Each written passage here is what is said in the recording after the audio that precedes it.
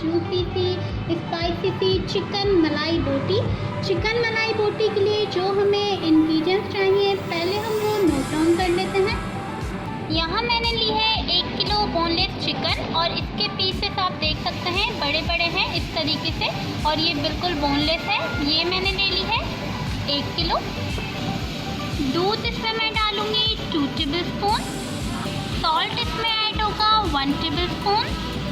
यहाँ मेरे पास है भुना हुआ कुटा हुआ ज़ीरा 1 टेबल स्पून और garam masala powder 1 tablespoon. White pepper इसमें जाएगा 1 टेबल स्पून और ब्लैक पेपर पाउडर इसमें जाएगा 1 टेबल स्पून।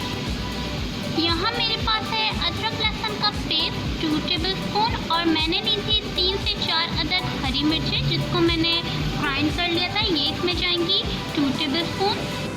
क्रीम इसमें ऐड होगी 4 टेबल स्पून। क्रीम चीज़ इसमें ऐड होगी 4 टेबल स्पून।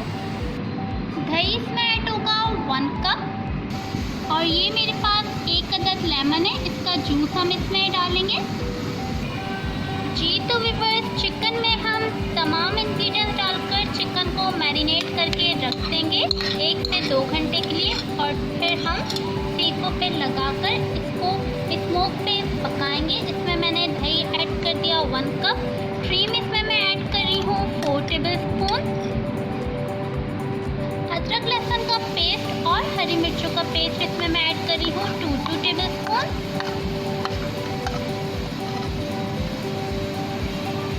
गरम मसाला पाउडर और ज़ीरा पाउडर इसमें मैंने ऐड कर दिया 1 टेबल स्पून।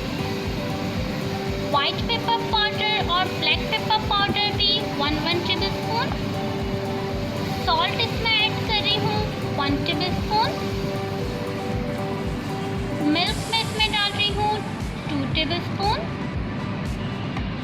और क्रीम चीज़ में इसमें 4 टेबल स्पून डाल रही हूँ।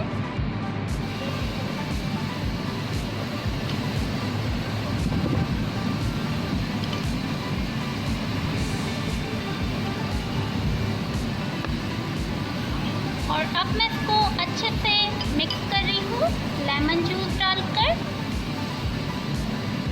अच्छे से मैं इसको मिक्स करके चिकन में मैरिनेट करके 1 से 2 घंटे के लिए फ्रिज में रख दूँगी। उसके बाद हम स्मोक पे इसको सीखों पे लगाकर जिस तरीके से मलाई बोटी बनाते हैं उस तरह से हम बनाएंगे आपके सामने ही। तो इसको मैं अच्छे से मिक्स कर देती हूँ चिकन में। जी तो व्यूअर्स, अच्छे से मैंने मसाले को चिकन में मैरिनेट कर दिया है। अब ये जा रहा है फ्रिज के अंदर और 2 से 3 घंटे के बाद हम आपको दिखाएंगे किस तरह से हम सीखों पे लगा के इसको हम स्मोक पे पकाएंगे। अगर आप चाहें तो आप इसको चूल्हे पे फ्लेम पर भी ऑयल डालकर पका सकते हैं, तो दोनों स्टाइल से आप बना सकते हैं जैसे भी आपको सूटेबल लगे। अभी हमने इसको मैरिनेट कर दिया और फिर मिलते हैं आपसे इसको बनाते वक्त। आपके सामने मैंने मलाई बोटी को मैरिनेट करके रखा था 2 से 3 घंटे के लिए फ्रिज में और अब मैंने इसको सीखों पे लगाकर स्मोक पे मैं इसको पका रही हूँ। आप देख सकते हैं कितनी यमी लग रही है और बहुत ही ज़बरदस्त स्मेल आ रही है इस वक्त और ये बहुत ही जूसी है, बहुत सॉफ्ट है।